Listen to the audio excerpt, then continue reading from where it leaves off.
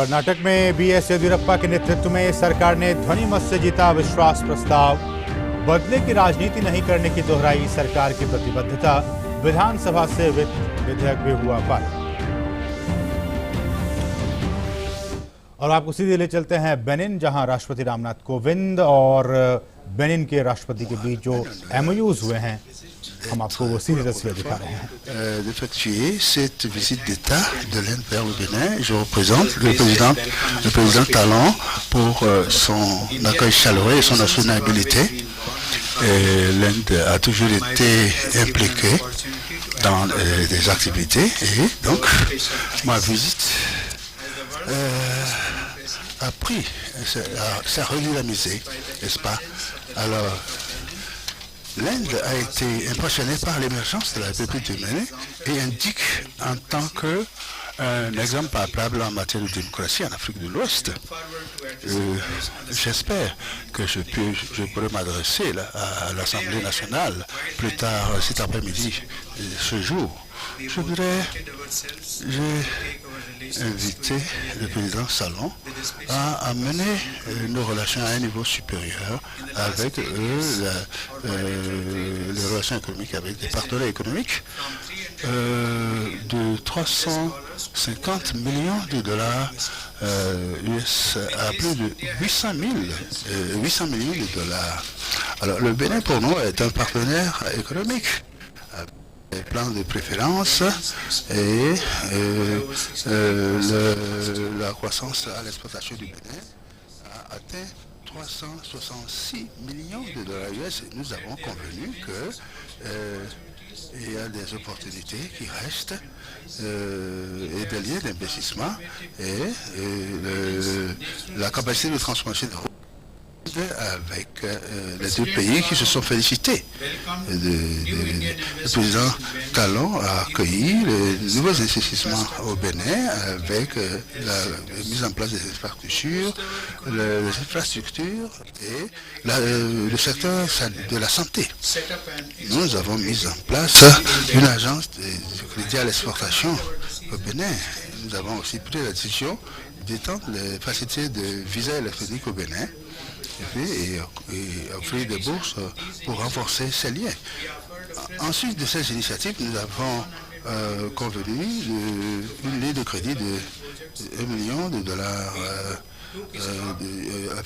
américains au Bénin pour les projets en cours qui seront financés par l'assistance indienne, et je crois que ces projets seront achevés bientôt avec l'approvisionnement, le programme d'approvisionnement en eau potable au Bénin qui pour plus de 150 plus de 1000 personnes। तो अभी आप ये सीधी तस्वीर देख रहे थे Benin से, जहां दोनों ही मुल्कों के बीच, भारत और बेनिन के बीच कई अहम मुद्दों पर जो समझौते हैं उस पे ज्ञापन पे हस्ताक्षर अब से कुछ देर में होने वाले हैं। और ये राष्ट्रपति जो है वो 7 दिवसीय पश्चिम अफ्रीकी मुल्क जो हैं बेनिन, गाम्बिया और गिनी के दौरे पर हैं। बढ़ेंगे आगे और बात करेंगे अब कर्नाटक की। कर्नाटक में मुख्यमंत्री बीएस येदियुरप्पा ने विधानसभा में बहुमत साबित कर दिया है। ये बहुमत ध्वनि मत से पारित हो गया। विश्वास मत की प्रक्रिया सदन की कार्यवाही शुरू होने के 1 घंटे के भीतर ही निपट गई। विधानसभा के 17 बागी विधायकों को अयोग्य साबित किए जाने से सदन की संख्या घटने के बाद बीजेपी को आसान जीत मिलने की पूरी संभावना के चलते विपक्षी कांग्रेस और जनता दल सेक्युलर ने मत विभाजन के लिए दबाव नहीं बनाया। सदन में बहुमत प्रस्ताव पेश करते हुए येदियुरप्पा ने बदले की राजनीति नहीं करने की सरकार की प्रतिबद्धता दोहराई। उन्होंने कहा कि राज्य के कई हिस्सों में किसानों को सूखे की स्थिति का सामना करना पड़ रहा है, इसलिए सरकार ने 2000 रुपए की 2 किस्तें पीएम किसान योजना के तहत लाभार्थियों को देने का फैसला किया है। उन्होंने विपक्ष से भी सरकार के साथ आकर प्रदेश के हित में काम करने की अपील की है। और कांग्रेस ने इस विश्वास मत प्रस्ताव का विरोध किया। कांग्रेस विधायक दल के नेता सिद्धारमैया ने कहा कि वे येदियुरप्पा के इस आश्वासन का स्वागत करते हैं कि वे लोगों के लिए काम करेंगे। हालांकि उन्होंने कहा कि बीजेपी के पास जनादेश नहीं है, लिहाजा उनकी ओर से स्थिर सरकार देने पर उन्हें संदेह है। मुख्यमंत्री येदियुरप्पा के विश्वास मत जीतने के बाद कर्नाटक के स्पीकर के.आर. रमेश कुमार ने इस्तीफा दे दिया है। विधानसभा अध्यक्ष ने उपाध्यक्ष कृष्ण रेड्डी को अपना त्यागपत्र सौंपा। विधानसभा अध्यक्ष ने कहा कि अध्यक्ष के तौर पर अपने 14 महीने के कार्यकाल में उन्होंने अपने विवेक के अनुरूप और संविधान के मुताबिक काम किया। इस बीच स्पीकर के फैसले के खिलाफ कांग्रेस के रमेश जरकीहोली और महेश कुमाथली समेत निर्दलीय विधायक आर शंकर ने सुप्रीम कोर्ट का दरवाजा खटखटाया है। स्पीकर आर रमेश कुमार ने अभी तक कुल 17 बागी विधायकों को दल बदल विरोधी कानून का इस्तेमाल करके मौजूदा विधानसभा के कार्यकाल 2023 तक के लिए अयोग्य ठहरा दिया है। आज विश्व बाघ दिवस है। प्रधानमंत्री नरेंद्र मोदी ने साल 2018 तक के आंकड़ों की समीक्षा की, जिसमें भारत में साल 2014 में जहां 2226 बाघ थे, वहीं साल 2018 तक बाघों की संख्या बढ़कर अब 2967 हो गई है। इतनी तेजी से बाघों की बढ़ती संख्या दिखाती है कि भारत बाघों की संख्या को लेकर कितना सजग है। भारत विश्व के 70% बाघों का घर है और भारत का राष्ट्रीय पशु भी बाघ ही है। पिछले कुछ सालों में भारत ने बाघों के संरक्षण पर काफी मेहनत की है, जिसके बेहतर नतीजे सामने आने लगे हैं। देखते हैं ये रिपोर्ट। सभी लोगों से यही कहूंगा कि जो कहानी एक था टाइगर के साथ शुरू होकर टाइगर जिंदा है तक पहुंची है, वो वहीं न रुके। केवल टाइगर जिंदा है इससे काम नहीं चलेगा। और कभी पहले सिनेमा वाले गाते थे बागों में बहार है, अब सुप्रियो जी गाएंगे बागों में बहार है। वन्यजीव इंसानों के साथ मिलकर रह सकते हैं और पर्यावरण को एक संतुलित आकार दे सकते हैं। इसी संदेश के साथ आज अंतर्राष्ट्रीय बाघ दिवस के मौके पर प्रधानमंत्री नरेंद्र मोदी ने राजधानी दिल्ली में बाघ आंकलन 2018 रिपोर्ट जारी की। भारत में वन्य जीवों की स्थिति और पर्यावरण संतुलन को लेकर खुशी जताते हुए पीएम ने कहा कि भारत करीब 3000 बाघों के साथ दुनिया की सबसे बड़े और सुरक्षित परिस्थितियों में से एक है और ये संकल्प से सिद्धि का सर्वश्रेष्ठ उदाहरण है। 9 long years ago, it was decided in St. Petersburg that the target of doubling the tiger population would be 2022. We in India completed this target 4 years early. This is one of the finest example of संकल्प से सिद्धि। प्रधानमंत्री ने कहा कि विकास और पर्यावरण के बीच संतुलन बनाना मुमकिन है। उन्होंने कहा कि आज मिलकर रहने की जरूरत है, ना कि अलग रहने की। अगर हम अपने वन्य जीवों की रक्षा करते हुए उनके संरक्षण पर भी ध्यान दें, तो देश का आर्थिक विकास और पर्यावरण का विकास दोनों ही मुमकिन है। इससे देश और सशक्त बनेगा। पीएम ने कहा कि साल 2014 में भारत में संरक्षित क्षेत्रों की संख्या 692 थी, जो 2019 में बढ़कर अब 860 से ज्यादा हो गई है। साथ ही साथ कम्युनिटी रिजर्व की संख्या भी साल 2014 के 43 से बढ़कर अब 100 से ज्यादा हो गई है। इसके साथ ही जलवायु संरक्षण और पर्यावरण के प्रति संकल्पों की दिशा में बेहतरीन काम करते हुए भारत आज दुनिया के तमाम देशों के बीच फ्रंट रनर के तौर पर उभर कर आया है। उत्सर्जन और स्वच्छ ऊर्जा के क्षेत्र में भी भारत तय समय सीमा से पहले अपने लक्ष्यों को हासिल कर रहा है। पीएम ने कहा कि अगर हम चाहें तो वन्य जीवों के साथ पृथ्वी पर एक संतुलित जीवन जी सकते हैं। ऐसा बिल्कुल मुमकिन है कि इंसानों के लिए जगह बने और वन्य जीवों का दायरा भी बढ़े, और गिर के जंगलों में वन्य जीवों की बढ़ती संख्या इसका बेहतरीन उदाहरण है। सह अस्तित्व को भी स्वीकारना होगा और सह यात्रा के महत्व को भी समझना होगा। Conversation about conservation, we have to be both smart and sensitive and create a healthy balance of environmental sustainability and economic growth. One और पर्यावरण मंत्री प्रकाश जावड़ेकर ने बाघ परियोजना की कामयाबी के लिए देश की सांस्कृतिक परंपरा को श्रेय दिया। 4 साल पहले मैंने जब आंकड़ा लिखा था बोर्ड पर 2226, तब लोगों को बहुत अच्छा लगा था कि भारत आगे बढ़ रहा है। कारण है कि हमारे जीवन शैली का हिस्सा है, हमारे संस्कृति का धरोहर की हिस्सा है कि हम प्राणियों को भी चराचर सृष्टि का हिस्सा मानते, उनको सगे सोयरे मानते हैं। तो इसमें एक बहुत महत्वपूर्ण भाव है हमारे जीवन का, सारी वनस्पति और सारी प्राणी सृष्टि भी हमारे जीवन का एक हिस्सा है। प्रधानमंत्री मोदी ने सत्यमंगलम टाइगर रिजर्व को बेहतरीन प्रबंधन और निर्धारण के लिए पुरस्कार भी प्रदान किया। Population of tigers can be maintained in future also and for the decades to come and centuries to come, and tiger will remain as an elegant animal which is an indicator of healthy forest ecosystem. PM ने कहा कि केवल tiger जिंदा है से काम नहीं चलेगा, बाघों के संरक्षण की कोशिशों में और तेजी आनी चाहिए। Bureau report, DD news. और भारत में जीव संरक्षण के लिए किए जा रहे प्रयासों को आम आदमी तक पहुंचाने के लिए प्रधानमंत्री अब डिस्कवरी चैनल के प्रख्यात प्रोग्राम मैन वर्सेस वाइल्ड पर भी जल्दी ही नजर आने वाले हैं। एक जाबाज जो दे जंगल के नियमों को चुनौती, जुड़ रहा है दुनिया के सर्वश्रेष्ठ प्रजातंत्र के प्रधानमंत्री से। Welcome to India. देखिए भारतीय इतिहास में पहली बार एक अनोखा अनदेखा मिलाप।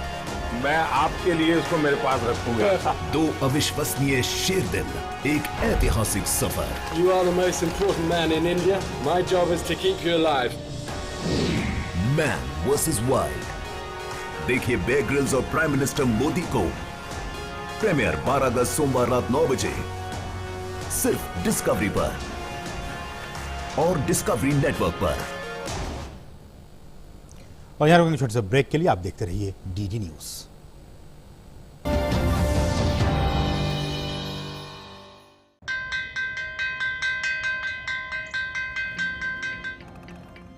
पहला अक्षर अ रट लो तो व से एक विद्वान होगा। पक्की होगी बुनियादें तो ह से हिंदुस्तान होगा। पहल करो, शुरुआत करो, करो तो पक्की बात करो। वंडर सीमेंट, एक परफेक्ट शुरुआत। दादी जी, आपकी उंगली की छाप मशीन नहीं पढ़ पा रही, माफ करना, आपको अब राशन नहीं मिल पाएगा। मैं बहुत दूर से आई हूँ, कुछ तो तरीका होगा। तरीका है आंटी।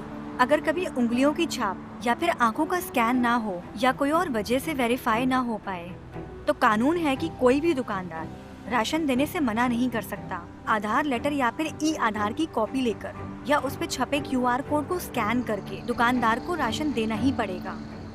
और इतना ही नहीं, परिवार का कोई और भी सदस्य जिसका नाम राशन कार्ड पर लिखा हो वो भी अपनी उंगलियों की छाप देकर राशन ले सकता है। क्या सच? हाँ बिल्कुल। चलिए आपका आधार डाउनलोड करके प्रिंट लेते हैं।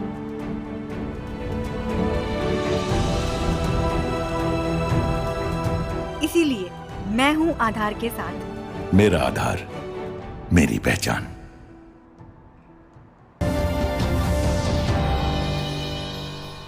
समाजवादी पार्टी के वरिष्ठ नेता और सांसद आजम खान ने आज लोकसभा में अपनी टिप्पणी पर खेद जताया और सदन से माफी मांग ली। 25 जुलाई को आजम खान ने भारतीय जनता पार्टी की सांसद रमा देवी से भरे सदन में अभद्र टिप्पणी की थी उन पर, जिसकी पूरे सदन की ओर से हर दल के नेता ने कड़े शब्दों में निंदा और आलोचना की और स्पीकर ओम बिरला को अधिकृत कर दिया कि वो इस मामले में कोई नजीर पेश करने वाली सजा सुनाए। जिसके बाद आज आजम खान ने अपने नेता अखिलेश यादव के साथ स्पीकर से मुलाकात की और फिर सदन की कार्यवाही शुरू होने के बाद अपने बयान पर माफी मांगी।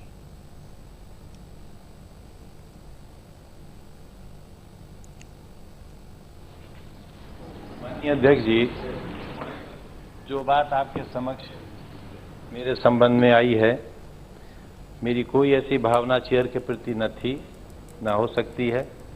मैं 2 बार संसदीय कार्य मंत्री रहा हूं, 4 बार मंत्री रहा हूं, 9 बार विधायक रहा हूं, राज्यसभा सदस्य रहा हूं।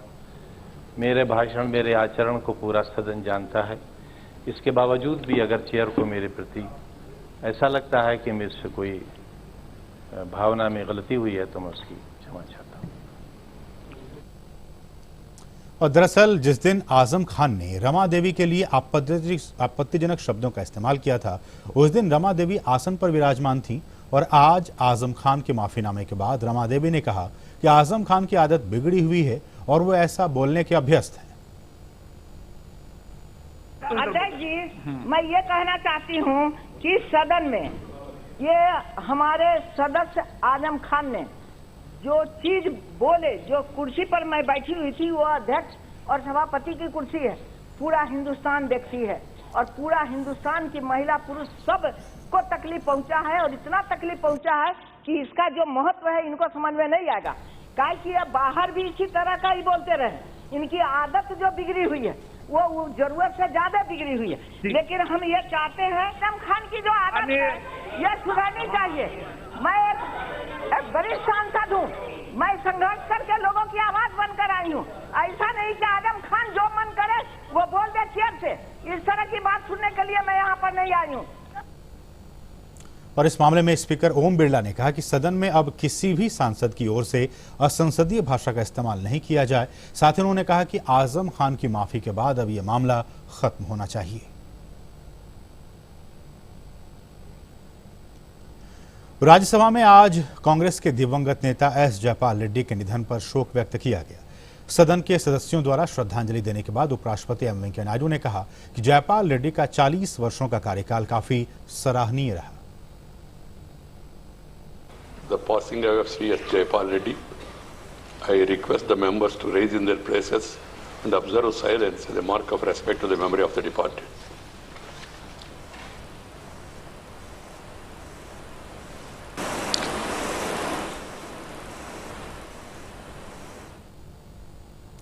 मानव संसाधन विकास मंत्री रमेश पोखरियाल निशंक ने कहा है कि नई राष्ट्रीय शिक्षा नीति पर सुझाव देने की समय सीमा 2 हफ्ते के लिए और आगे बढ़ा दी जाएगी।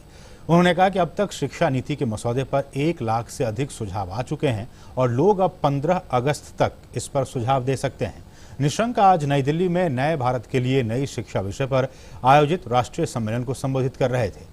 उन्होंने कहा कि नई शिक्षा नीति को लेकर देश में सकारात्मक सोच है। इस नीति को तैयार करते वक्त सभी सुझावों पर विचार किया जाएगा। ये विश्वगुरु भारत है, उस विश्वगुरु भारत में जो थोड़ा सा कहीं जंक लगा हुआ है उसको हटाना है। सब कुछ हमारे पास है, ये नवोदित रूप में सामने लाना है। उसको नए परिभाषाओं के साथ, नई ताकत के साथ, नए विचारों, नवोन्मेष के साथ, नवाचार के साथ, नई उड़ान के साथ फिर धरती पर खड़े होकर आसमान को छूना है। वो है ये शिक्षा नीति। ये देश के निर्माण का विषय है और इसलिए सारे लोगों ने चारों तरफ पूरे देश के अंदर इस शिक्षा नीति को लेकर के बहुत अच्छी सकारात्मक सोच है।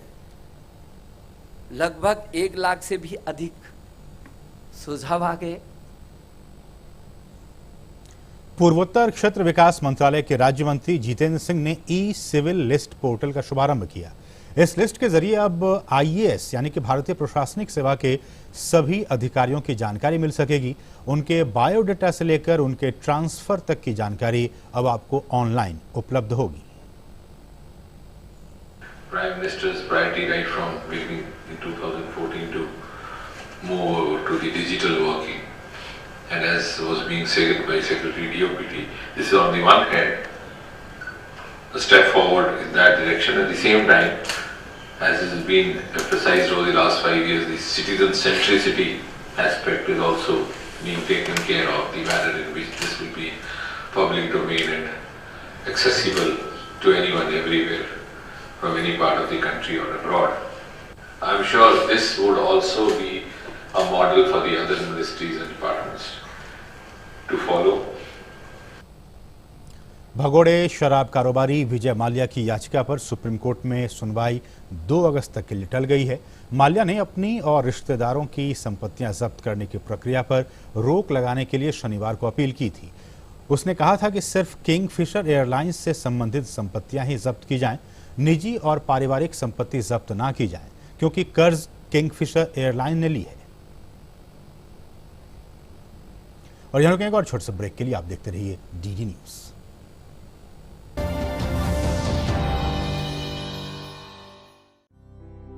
एक मंदिर, दरगाह या गुरुद्वारा नहीं छोड़ा था जहाँ इसकी मिलने की मन्नत ना मांगी हो। स्टेशन पर खो गई थी ये रितु, मेरी बेटी।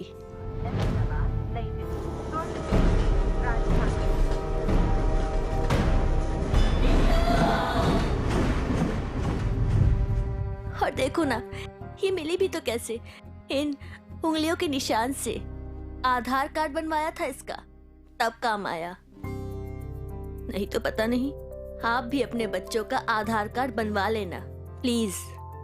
सुना, वो आधार में बच्चों की फिंगरप्रिंट लेते हैं ना, उससे कोई भी खोए हुए बच्चे को अपने घर तक पहुंचा सकता है। कई बच्चों को अपने परिवार से मिलाया है आधार ने। ये तो मैंने सोचा ही नहीं था। तो अब सोच लो। पूरे देश में कहीं भी हो, आधार से ही तो छोटे बड़े सबको मिली है एक सी पहचान। तो पेरेंट्स, आधार अपना लो, फायदे में रहोगे।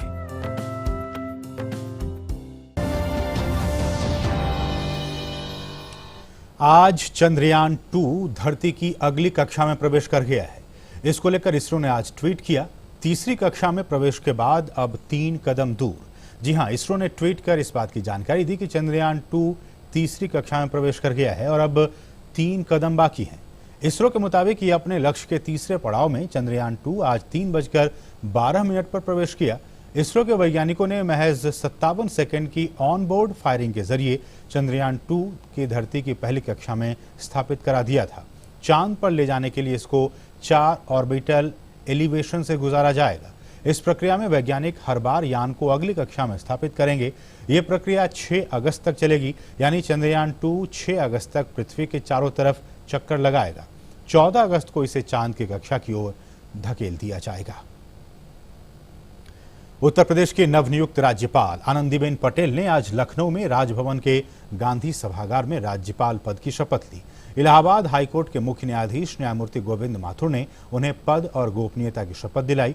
आनंदीबेन पटेल उत्तर प्रदेश की 25वीं राज्यपाल होंगी। इससे पहले आनंदीबेन पटेल मध्य प्रदेश की राज्यपाल थी।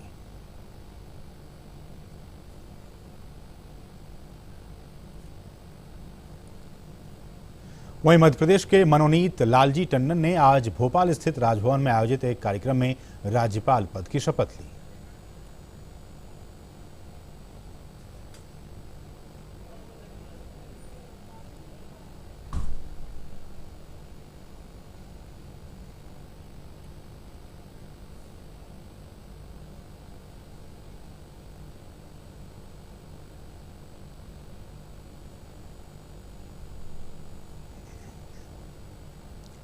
आम्रपाली के 11,403 फ्लैट बायर्स जो खरीदे हुए हैं, जो ग्राहक हैं, उनको महज अब 6 महीने में फ्लैट मिल सकते हैं। National building construction corporation limited ने कोर्ट के आदेश के बाद आम्रपाली के प्रोजेक्ट को 3 कैटेगरी में बांटा है। ए कैटेगरी की अधिकतर परियोजनाएं नोएडा की हैं, जबकि बी और सी कैटेगरी में 32,384 फ्लैट्स आएंगे। यहां औपचारिकताएं पूरी करने में ही करीब 2 महीने लग जाएंगे। बी और सी कैटेगरी की परियोजनाओं को पूरा करने में सबसे ज्यादा वक्त लगेगा। एनवीसीसी का दावा है कि काम शुरू होने के 3 साल के भीतर सभी कैटेगरी के फ्लैट का पोजीशन ग्राहकों को दे दिया जाएगा। राष्ट्रपति रामनाथ कोविंद अपनी 3 अफ्रीकी देशों की यात्रा के पहले चरण में रविवार को बेनिन पहुंचे। आज बेनिन के राष्ट्रपति ने कोटोनू में उनका औपचारिक स्वागत किया। उन्हें गार्ड ऑफ ऑनर दिया गया। बेनिन के राष्ट्रपति से मुलाकात करने के बाद कोविंद पोर्तो नोवो के लिए रवाना होंगे, जहां बेनिन की संसद है। बेनिन द्वारा भारत को दिए गए विशेष सम्मान के तहत कोविंद वहां नेशनल असेंबली को संबोधित करेंगे। कोटोनू में उनके सम्मान में 30 जुलाई को आयोजित भोज के दौरान राष्ट्रपति बेनिन में रह रहे भारतीय मूल के लोगों से भी मुलाकात करेंगे।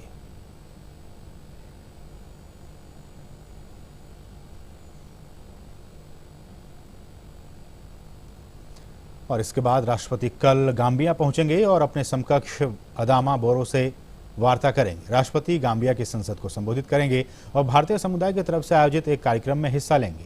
अपने दौरे के अंतिम चरण में राष्ट्रपति कोविंद गिनी जाएंगे और वहां के राष्ट्रपति के साथ प्रतिनिधिमंडल स्तर की बातचीत करेंगे।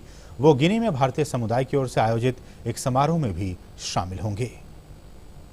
ओलंपिक चैंपियन डालिया मोहम्मद ने रविवार को 400 मीटर बाधा दौड़ में नया वर्ल्ड रिकॉर्ड कायम किया है। अमेरिका के नेशनल चैंपियनशिप में डालिया ने 52.20 सेकंड का समय निकालकर नया विश्व रिकॉर्ड बनाया।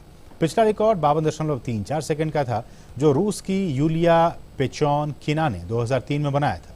मोहम्मद ने 2015 के विश्व रजत पदक विजेता शैम्युअल लिटिल और अमेरिका के अंडर 20 रिकॉर्डधारी सिडनी मैकला को मात दी।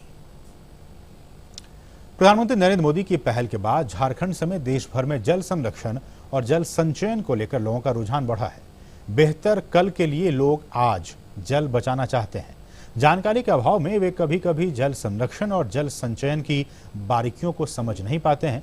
जल संरक्षण के क्षेत्र में धनबाद के प्रसिद्ध वाटरमैन एकलव्य प्रसाद ने इन बारीकियों को हमारे साथ साझा किया है। जल संचयन और जल संरक्षण को लेकर देश भर में एक बड़ा अभियान चल रहा है। इस काम में सरकार के अलावा लोग भी नए विचारों के साथ आगे आए हैं। फिर भी मौजूदा समय में जल संचयन को लेकर कई भ्रांतियां भी हैं। आमतौर पर लोग जल संरक्षण को एक खास अवधि के दौरान वर्षा जल संचयन से जोड़कर देखते हैं, जो सरासर गलत है। इस साल हम लोगों ने जो कैलकुलेट किया, 21 जून को बारिश शुरू हुई धनबाद में। 21 जून से लेकर 6 जुलाई तक 7 रेनी डेज थे, लेकिन जो बारिश हुई वो लगभग 143 मिलीमीटर्स की हुई। अगर वाटर गवर्नेंस की बात करें, उस पर ये सारे इनपुट्स जो आएंगे ये मदद करेगा लोगों को ये समझने के लिए कि आज तक जो हम सोच रहे थे कि नहीं वर्षा जितने अगर 6 महीने की 3 महीने की है तो हर एक दिन वो बारिश हो रही है, वैसा नहीं है। एक साल के अंदर हमें ये बदलाव देखने को मिला। जल संरक्षण के संबंध में अपने अनुभवों को साझा करते हुए एकलव्य प्रसाद ने बताया कि सिर्फ एक छोटे से आंगन में एक दिन के 90 मिलीमीटर बारिश से इतना पानी का संचय हो सकता है, जो 7 लोगों के लिए साल भर के लिए काफी है। हमारे यहाँ पर लगभग 90 मिलीमीटर बारिश हुई और हमारे कैंपस में हम लोगों ने 1,85,000 लीटर्स को हार्वेस्ट किया। अब 1,85,000 लीटर्स को अगर हम उसका गणित करें तो ये निकल के आता है कि प्रतिदिन 500 लीटर के लगभग हम लोगों ने हार्वेस्ट किया है, जो 7 लोगों का हम लोगों ने पूरे साल भर के लिए 90 मिलीमीटर से वो पानी हम लोगों ने जो संचय किया वो पूरे साल भर उनका काम आएगा। झारखंड के वाटरमैन ने कहा कि तकनीक को बढ़ावा देकर लोगों में जल संचयन के प्रति रुचि पैदा की जा सकती है। आमतौर पर झारखंड समेत देश भर में हर साल मानसून की अच्छी खासी वर्षा होती है। वर्षा जल के संचयन, संरक्षण और प्रबंधन के बेहतर और उन्नत तकनीकों को अपनाकर हम भविष्य को सुखद बना सकते हैं। ब्यूरो इनपुट के साथ धनबाद से अजय सिन्हा के साथ दिवाकर कुमार की रिपोर्ट, डीडी न्यूज। तो इस बुलेटिन में फिलहाल इतना ही। हमें दीजिए अनुमति। नमस्कार।